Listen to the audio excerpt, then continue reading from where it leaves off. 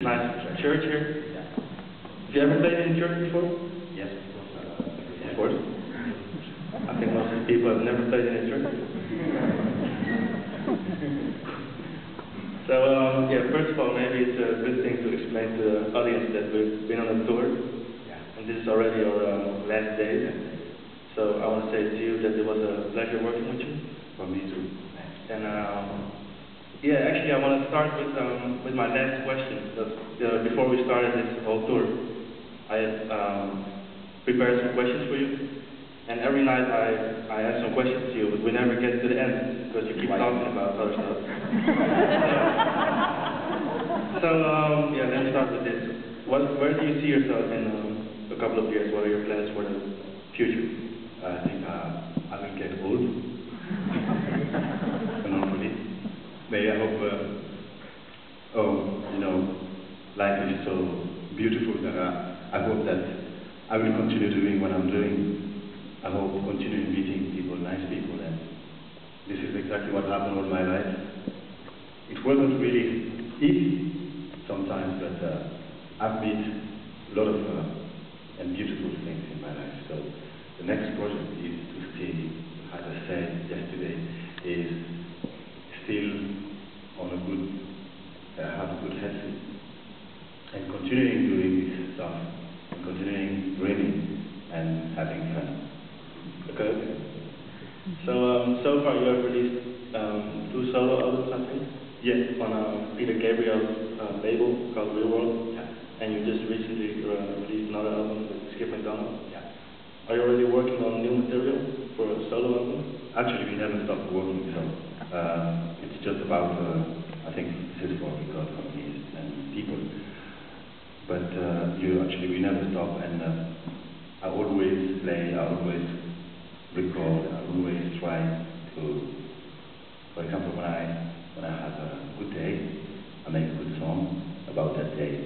So every day is a new song made, and every day is a new story.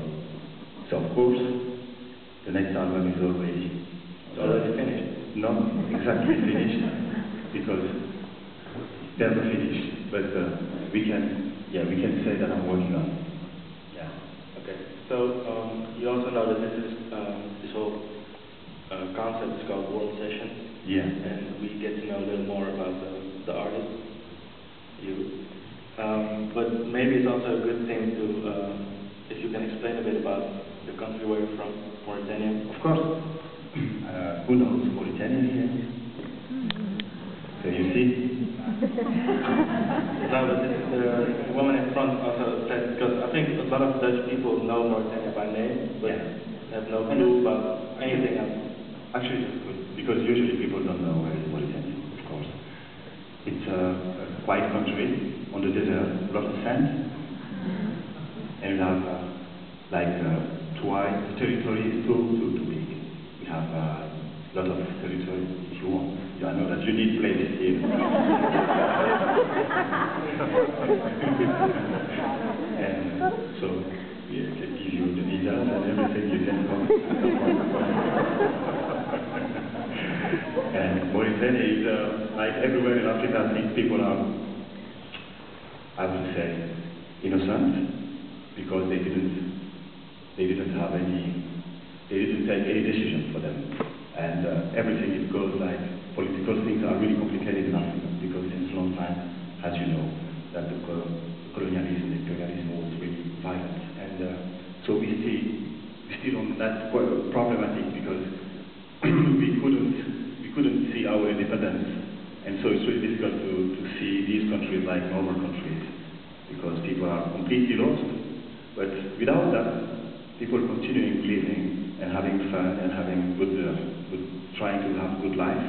And actually, I think it's a peaceful men who live there, and women also, and children. They all are really nice. I think this is this is what I really think about Mauritanian people and Senegalese people and everywhere in Africa. And I think the same in Europe. I think that's the same everywhere. Usually when I meet people have no problem to communicate and to exchange. But the political thing is really hard, because they build kind of a wall between people, and they try to then say, this is dangerous, these people are dangerous. And the music is for me that way to show that we can work together. For example, I didn't know this man before a few days ago, and so we just stayed together and we had a good time, and he's like my brother now. And I hope it's the same for him. So, what can you tell us about your first experiences with music? Like, was it all around you? Like when I talk to people from Africa, most of the time they say they've been into music since they were born, actually. Yeah. So, how did you first get into music when you started making it? Actually, I think it's for each African.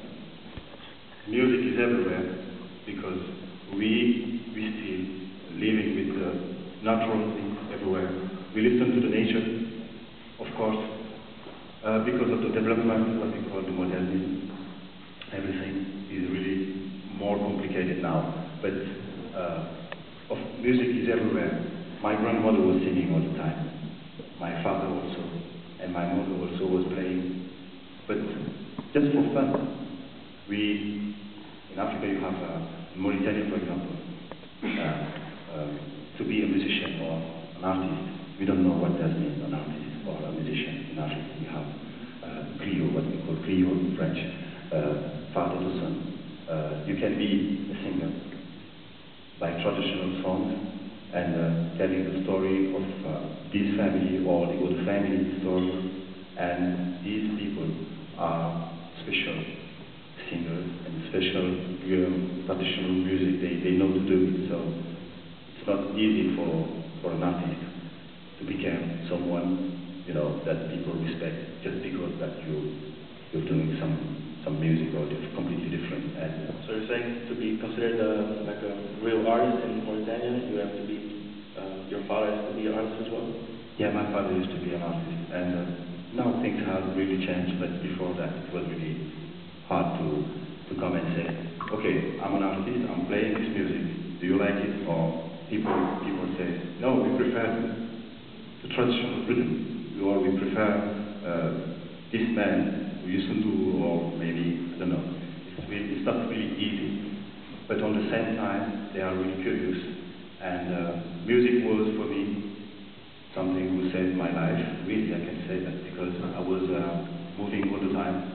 My father was sending me everywhere because he wanted me to know different cultures, and so the music was the way I found to understand the language of these different